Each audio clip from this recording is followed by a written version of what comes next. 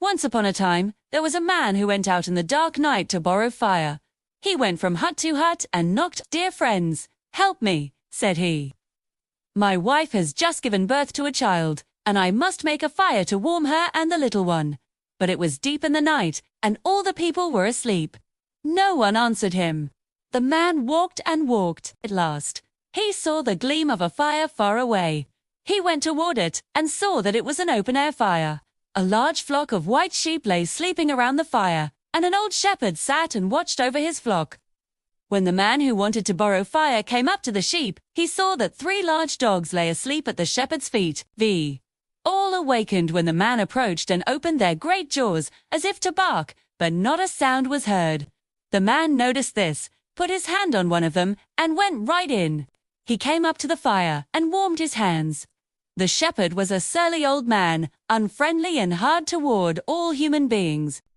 When the man who wanted to borrow fire came and spoke to him, the shepherd gave no answer, not even looking at him. The man was afraid. He hesitated for a moment, but his need was great, so he bent down and took a few glowing coals from the fire. But the sheep lay so close to one another that he couldn't pass between them. So he walked on their backs to get across, and none of the sheep awakened or moved.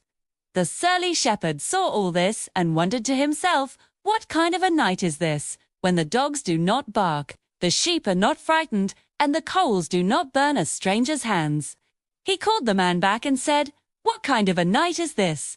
And how is it that the sheep do not run from you?" The man answered, "I cannot tell you if you yourself do not see it," and he wanted to go his way, that he might soon make a fire and warm his wife and child. But the shepherd did not wish to lose sight of the man before he had found out what all this might portend. He got up and followed the man till he came to the place where he lived. Defree saw that the man didn't have so much as a hut to live in, but that his wife and child were lying in a mountain grotto, where there was nothing but cold and bare stone walls.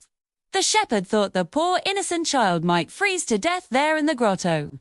And, although he was a hard man, he was touched and wanted to help. He took off his knapsack, opened it, and gave the man a soft white sheepskin to place the child on. Just as he showed that he, too, could be merciful, his eyes were opened, and he saw what he had not been able to see before and heard what he had not been able to hear. He saw that all around him stood a ring of little silver-winged angels, and each one held a stringed instrument, and all sang in a loud voice that on this night the Savior was born, who should redeem the world from its sins. Then he understood how it was that all things were so happy this night that they did not want to do any harm. The angels sang not only over the child in the grotto, but over every place in the land. They flew over the shepherd's hut, and he could see them. They sang to the sleeping sheep, and the sheep understood. But there were many others who saw nothing and heard nothing. It was not only the shepherd who was out walking that night. Wise men from the east were on their way to find the newborn king. Shepherds from the fields tended their flocks, or were met by the angels. Yet only some truly saw and heard. The old shepherd, his heart now softened, fell to his knees. The sight of the angels, their song of joy and peace, filled him with a wonder he had never known. He looked at the tiny child, wrapped in the humble skin he had offered, and saw not just a baby, but a promise. A promise of hope, of forgiveness, and of love for all mankind.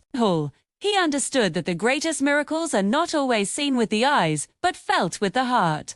And on that holy night, the cold, hard shepherd found warmth not from a fire, but from the simple act of giving, and his world was changed forever.